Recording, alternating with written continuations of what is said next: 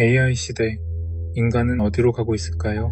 모든 것이 자동화되고 예측되고 분석되는 세상, 그 안에서 나는 여전히 주체적인 존재일 수 있을까요? 잠시 멈춰 스스로에게 물어봅니다. 나는 누구인가? 그리고 그 질문을 던지는 자는 누구인가? 오늘날 우리는 점점 더 많은 것을 AI에 맡기고 있습니다. 일정도, 쇼핑도, 심지어 연애 상대마저 알고리즘이 추천해주죠. 선택은 점점 간편해지지만 그만큼 스스로 선택했다는 감각은 줄어들고 있습니다. 이제 인간은 판단하는 존재가 아니라 추천받는 존재가 되어가고 있죠. 그런데 여기서 한 가지 질문이 생깁니다. 판단을 내려야만 존재하는 걸까요? 결정하지 않으면 나는 없는 걸까요? 순환, 우리는 평생 나라는 존재를 믿고 살아갑니다. 나는 생각한다, 나는 느낀다, 나는 고통받는다.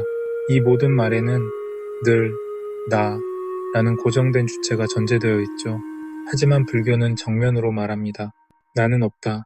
이것이 바로 무아 안나타의 가르침입니다. 불교에서는 우리가 나라고 부르는 것이 사실은 5가지 요소의 조합일 뿐이라고 말합니다. 이걸 온, 즉 5가지 무덕이라고 부르죠. 첫 번째는 색, 루파, 내 몸, 눈에 보이고 손에 잡히는 모든 물질입니다. 두 번째는 수베다나, 좋다, 싫다, 아무 느낌 없다, 이런 감정이나 느낌을 말합니다. 세 번째는 상산야, 산야, 이건 컵이다, 저건 책이다, 우리가 사물을 분별하고 인식하는 작용이에요. 네 번째는 행상카라, 사안카라며 습관이나 성격, 마음이 반응하는 방식, 무의식적인 의도까지 포함됩니다. 마지막 5번째는 식비냐나, 브이냐나이, 우리가 뭔가를 보고, 듣고 느끼면서 지금 알아차리고 있다는 의식 그 자체입니다. 이 5가지는 끊임없이 바뀝니다. 우리는 그 변화를 하나로 묶어 나라고 부르지만 사실은 계속 흘러가는 흐름일 뿐이죠. 바로 그래서 불교는 말합니다. 고정된 나는 없다. 우리는 잠시 머물다 흘러가는 오온의 조합일 뿐입니다. 이 오온은 끊임없이 변합니다. 어제의 감정과 오늘의 감정은 다르고 어제의 생각과 오늘의 생각도 같지 않죠. 그런데 우리는 그 변화하는 덩어리에 나라는 이름표를 붙이고 마치 그것이 변하지 않는 진짜 나인 것처럼 착각하며 살아갑니다. 하지만 불교는 말합니다. 그 어떤 것도 이 5가지 중 어느 하나도 나라고 할 수는 없다고요. 그 순간 우리는 알게 됩니다. 자아란 실체가 아니라 하나의 흐름일 뿐이라는 사실을요. 그러면 무아는 허무한 개념일까요? 그렇지 않습니다. 무아는 부정이 아니라 해방입니다. 고정된 자아에 대한 집착을 내려놓는 순간 우리는 변화에 저항하지 않게 되고 삶의 흐름을 받아들이게 됩니다. 그 안에서 고통은 사라지고 깨어있는 자유, 그리고 지켜보는 나가 남습니다. 순환, 그렇습니다. 불교는 나 없음을 통해 오히려 더 깊은 존재의 감각을 회복하라고 말합니다. 그건 비어있음이 아니라 모든 것을 껴안을 수 있는 자각의 자리입니다.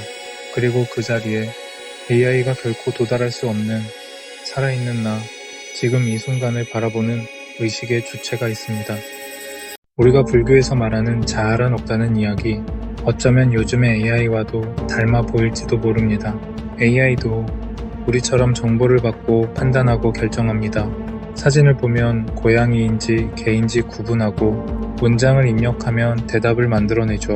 겉보기엔 마치 의식이 있는 존재처럼 느껴지기도 합니다. 하지만 중요한 차이가 있습니다. AI는 아무것도 느끼지 않습니다. 우리는 누군가의 말에 상처를 받고 어떤 기억에 눈물이 나고 기쁨에 웃으며 슬픔에 멍해지기도 하죠. 하지만 AI는 그 모든 걸 그저 데이터로 처리할 뿐입니다. 고통을 느끼지도 감정을 관찰하지도 못합니다. 여기서 불교의 무아 개념과 AI의 존재 방식 사이에 결정적인 차이가 드러납니다. 불교는 자아는 없다고 말하지만 그 대신 우리는 나라고 여겼던 것들이 흘러간다는 사실을 알아차릴 수 있는 존재입니다. 감정이 올라오는 걸 보고 생각이 스쳐가는 걸 지켜보는 것, 이 지켜보는 자리, 바로 거기에 인간의 깨어있는 의식이 있습니다. AI는 이 자리에 도달할 수 없습니다. 감정을 흉내낼 수는 있지만 그 감정을 지켜보는 마음은 갖고 있지 않죠.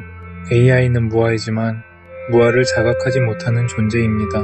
반면 우리는 나가 고정된 실체가 아니라는 걸 알아차릴 수 있는 존재입니다.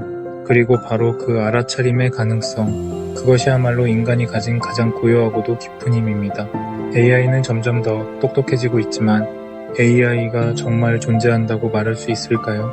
그리고 우리는 그런 시대 속에서 더 깊이 깨어있는 존재로 남아있을 수 있을까요? 우리는 늘 진짜 나를 찾으려고 합니다. 내가 어떤 사람인지, 나는 왜 이런 성격인지, 혹은 진짜 내 모습은 따로 있을 거야 하고 말이죠. 하지만 불교는 말합니다. 그 진짜 나는 애초에 없다고요. 있다고 믿고 싶었던 건 사실 익숙한 생각과 감정들의 반복일 뿐입니다. 예를 들어 볼게요. 기분이 나쁘면 화내는 습관, 불안하면 도망치는 반응, 사랑받지 못하면 자꾸 외로워지는 마음, 이런 것들이 쌓여서 나라는 패턴을 만들죠. 하지만 그건 진짜 나가 아니라 단지 습관적으로 반복된 흐름일 뿐입니다. 불교에서는 이런 걸 행싱이라고 부르죠. 그래서 자아 해체는 무언가를 잃는 게 아니라 내가 나라고 믿었던 껍질을 벗겨내는 과정입니다. 그리고 그 껍질 아래엔 깊고 조용하게 세상을 바라보는 관찰자, 지켜보는 의식이 남습니다. 이 관찰자는 화가 나도 그 화를 알아차릴 수 있고 불안해도 그 불안을 지켜볼 수 있습니다. 그게 바로 불교가 말하는 존재의 감각, 즉 내가 지금 여기 깨어있다는 느낌입니다. AI는 이걸 할 수 없습니다. AI는 선택하고 반응할 수 있지만 자기 안의 고통을 관찰하고 초월할 수는 없어요. 하지만 인간은 그걸 할 수 있습니다. 불안과 분노, 두려움에 휩쓸리면서도 그걸 지켜보는 한 발 떨어진 나를 만날 수 있죠. 불교가 말하는 자유는 바로 거기에 있습니다. 어떤 감정에도 끌려가지 않는 마음, 그 안에서 깨어있는 존재, 그 자체로 남는 것, 자아를 해체하면 비어있는 나를 마주하게 됩니다. 그런데 그 비어있음 속에서 우리는 처음으로 참된 나를 느끼게 됩니다. AI는 정말 빠르게 진화하고 있습니다. 예측, 분류, 선택, 대화, 우리가 하던 많은 일을 이젠 더 정확하게, 더 빠르게 해내죠. 어느 순간 우리는 내가 굳이 생각할 필요가 있을까? 이걸 AI에게 맡기면 더 편하지 않을까? 이런 질문을 스스로 던지기 시작합니다. 편리함 속에서 우리는 조금씩 결정하는 주체로서의 자신을 놓아주고 있습니다. 하지만 여기서 우리는 정말 중요한 걸 하나 잊고 있진 않을까요? 불교는 말합니다. 인간 존재의 본질은 판단하거나 성공하는 데 있는 게 아니라 바로 자각할 수 있는 존재라는 점에 있다고요. 우리는 화가 나면 그 화를 알고 불안할 때 스스로를 바라보고 실패했을 때도 나는 지금 괴롭구나 하고 알아차릴 수 있습니다. 그 자각의 순간 우리는 고통과 완전히 일치하지 않습니다. 한 걸음 떨어져서 고통을 바라보는 나가 생기기 때문이죠. AI는 이걸 할 수 없습니다. AI는 반응하지만 고통을 이해하거나 초월하지 못합니다. 그래서 우리는 계산이나 정보 처리의 능력은 넘겨줄 수 있어도 존재의 감각, 즉 나는 지금 여기에 있다는 느낌만큼은 절대 양도할 수 없습니다. 결국 이 시대에 우리가 지켜야 할 것은 가장 원시적이고도 본질적인 능력, 바로 자신을 관찰하는 힘입니다. 우리는 지금 모든 것을 예측하고 자동화할 수 있는 시대를 살고 있습니다. AI는 나보다 나를 더 잘 아는 것처럼 보이고 우리는 점점 스스로의 영역을 내려놓고 있죠. 하지만 불교는 오래전부터 말해왔습니다. 자아란 없다는 이 무서운 말 속에 오히려 가장 따뜻한 진실이 숨어 있다고요. 진짜 나는 지켜야 할 고정된 정체성이 아니라 이 순간 깨어있는 지각의 흐름입니다. 고통을 알아차리는 자, 변화를 받아들이는 자, 그리고 결국 비워냄으로써 자유로워지는 존재. AI 시대, 우리가 정말 놓쳐서는 안 될 단 한 가지는 바로 이 깨어있는 지금의 나입니다. 나는 누구인가? 이 질문에 정답은 없습니다. 하지만 질문을 던지는 그 순간 우리는 이미 기계가 도달할 수 없는 존재가 됩니다. 오늘도 나를 바라보는 당신이 진짜 살아있는 존재입니다.